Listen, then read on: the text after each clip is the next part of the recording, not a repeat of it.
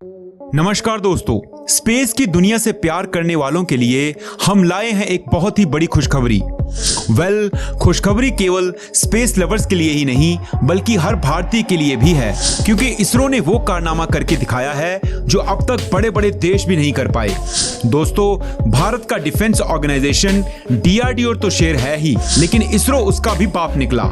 जी हाँ दोस्तों, आज इस वीडियो में हम बात करने वाले हैं इसरो के फास्टेस्ट मिसाइल दागने वाले स्पेस प्लेन TSTO के बारे में, जो ध्वनि की गति से 8-9 गुना तेज गति से मिसाइल छोड़ सकता है।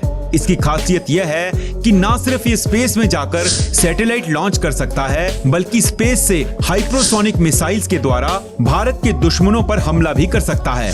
TSTO स्पेस प्लेन को हम रीयूजेबल लॉन्च व्हीकल्स की कैटेगरी में शामिल कर सकते हैं। दोस्तों, इसरो ने हाल ही में रीयूजेबल लॉन्च व्हीकल बनाकर टेस्ट किया था, जो काफी सक्सेसफुल रहा था। इसके बारे में पूरी जानकारी के लिए आप हमारी रीयूजेबल लॉन्च व्हीकल वाली वीडियो देख सकते हैं। उसका लिंक आपको स्क्रीन पर और इस वीडियो की डिस्क्रिप्शन में मिल जाएगा। जैसा कि हमने उस वीडियो में भी बताया था, एक नॉर्मल रॉकेट लॉन्च के प्रोसेस में रॉकेट धरती से अंतरिक्ष की ओर सैटेलाइट लेकर जाता है। सैटेलाइट को रिलीज करके सारा रॉकेट जलकर कचरा बन जाता है, जिसके कारण इसे बनाने में लगी मेहनत और पैसा वेस्ट हो जाते हैं। ऊपर से रॉकेट के टुकड़े भी स्पेस में कचरा बनकर तैरते रहते हैं।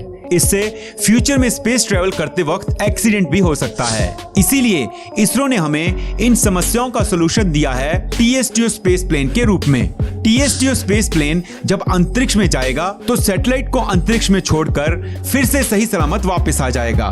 इससे ना तो कोई कचरा होगा और ना ही कोई ज्यादा खर्चा। दोस्तों, बता दें कि इसरो भारत की एक स्पेस एजेंसी है जो सिर्फ स्पेस में रिसर्च का काम करती है। वो ऐसे रॉकेट्स और सैटेलाइट्स बनाती है जो अंतरिक्ष में जा सकें। वहीं DRDO एक ऐसी संस्था है जो हमारे देश के डिफेंस सिस्टम के लिए काम करती है। ये हमारी सेना को मिसाइल्स तैयार करके देती है। DRDO ने हाल ही में बैलिस्टिक मिसाइल डिफेंस सिस्टम को डेवलप करके एक नई उपलब्धि हासिल की है और भारत का नाम रोशन किया है। वहीं इसरो DRDO का भी बाप निकला। जो मिसाइल्स आज तक भारतीय सेना को DRDO देता था, उससे कई गुना अच्छा स्पेस प्लेन इसरो ने भारत को दे दिया है। फिलहाल तो दोस्तों, इसको प्लेन कहना सही नहीं होगा और ना ही इसे फाइटर प्लेन कहा जा सकता है, क्योंकि ये कोई प्लेन नहीं बल्कि एक स्पेस प्लेन है जो केवल हमारी धरती पर ही नहीं बल्कि धरती के बाहर भी यानी अंतरिक्ष तक भी जा सकता है। जी हाँ दोस्तों, ये एक ऐसा एडवांस्ड स्पेस प्लेन है जो स्पेस में बड़े आराम से सफर तो कर ही सकता है और साथ ही सैटेलाइट को भी अंतरिक्ष में ले जा सकता है। और तो और, स्पेस से धरती पर भारत के दुश्मनों पर हाइपरसोनिक मिसाइल भी लॉन्च कर सकता है। इसरो ने TSTO प्लेन की अनमैन्ड टेस्टिंग कर ली है, जिसमें सारा काम ऑटोमेटिक रोबोट्स ने किया था। जी हाँ, इसे धरती से ऊपर ले जाना, सक्सेसफुली उड़ाना और बिना किसी एक्सीडेंट के लैंडिंग भी करवाना, सब काम इस टेस्टिंग में ऑटोमेटिक रोबोट्स द्वारा किया गया। लेकिन जब 2030 में ये बनकर तैयार हो जाएगा तो इसे असली प्लेन की तरह ही एक पायलट धरती के वायुमंडल को चीरकर अंतरिक्ष में लेकर जाएगा। वहां पर दूर तक ट्रेवल करेगा और अपनी सैटेलाइट्स को लॉन्च करेगा। हमला करना हो तो हमला भी करेगा और फिर पायलट इसे धरती के वायुमंडल में वापस ले आएगा और इसे लैंड करवाएगा। अगर टेक्निकल डिटेल्स की बात करें तो ये 2 स्टेज 2 ऑर्बिटल मिशंस को अंजाम दे सकता है। इसमें लगे हैं turbojet engine, RAM jet engine और स्क्रैम जेट इंजन।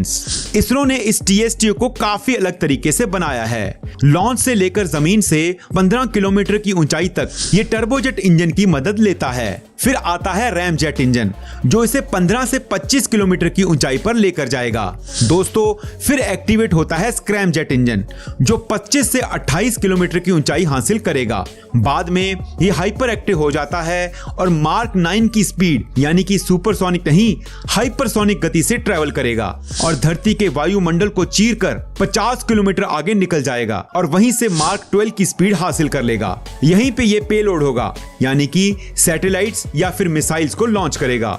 सैटेलाइट के खुद के भी रॉकेट बूस्टर्स होंगे जो इसे वहां से 300 किलोमीटर की ऊंचाई तक धरती के ऑर्बिट में पहुंचाएंगे। इस प्रोजेक्ट की सफलता से इसरो दुनिया की सबसे सस्ती सैटेलाइट लॉन्चर स्पेस एजेंसी बन गया है। क्या आपको पता है कि नासा 50 करोड़ रुपए चार्ज करता है किसी भी देश की सैटेलाइट को लॉन्च करने के लिए? वहीं इसरो ये काम सिर्फ 25 से 30 करोड़ के अंदर कर देता है और फिर भी मुनाफा कमाता है। इसी कारण छोटे बड़े सभी देश इसरो को अपनी सैटेलाइट्स लॉन्च करने के लिए देते हैं, जिसकी वजह से इसरो के लिए स्पेस सेक्टर में काफी बड़ा बिजनेस मार्केट खुला है। और अब TSTO प्लेन की वजह से इसरो को बड़ा फायदा होने वाला है, क्योंकि लॉन्च के बाद जो रॉकेट्स पहले वेस्ट हो जाते थे जलकर और टूटकर, वो अब नहीं होगा।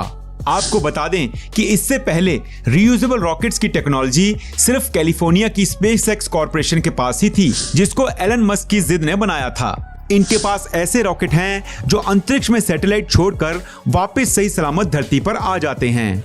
लेकिन इसरो ने भी ऐसे रॉकेट को बनाकर देश के विकास में और स्पेस सेक्टर में तहलका मचा दिया है।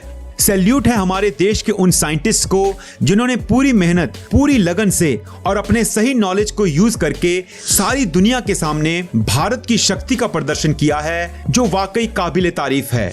भारत देश रूस, इजराइल और अमेरिका के ग्रुप में शामिल हो चुका है। दोस्तों, TSTO स्पेस प्लेन कोई साधारण प्लेन नहीं है, बल्कि भारत के सूरमाओं द्वारा बनाया गया प्लेन है। तो दोस्तों, ये वीडियो भारत के स्पेस सेक्टर में हो रही तरक्की की गाथा बयान करती है। अगर हमारी तरह आपका सीना भी गर्व से भर गया हो तो इस वीडियो को लाइक करना ना भूलें और मेड इन इंडिया लिखकर कमेंट बॉक्स भर दें। चैनल को सब्सक्राइब करना ना भूलें।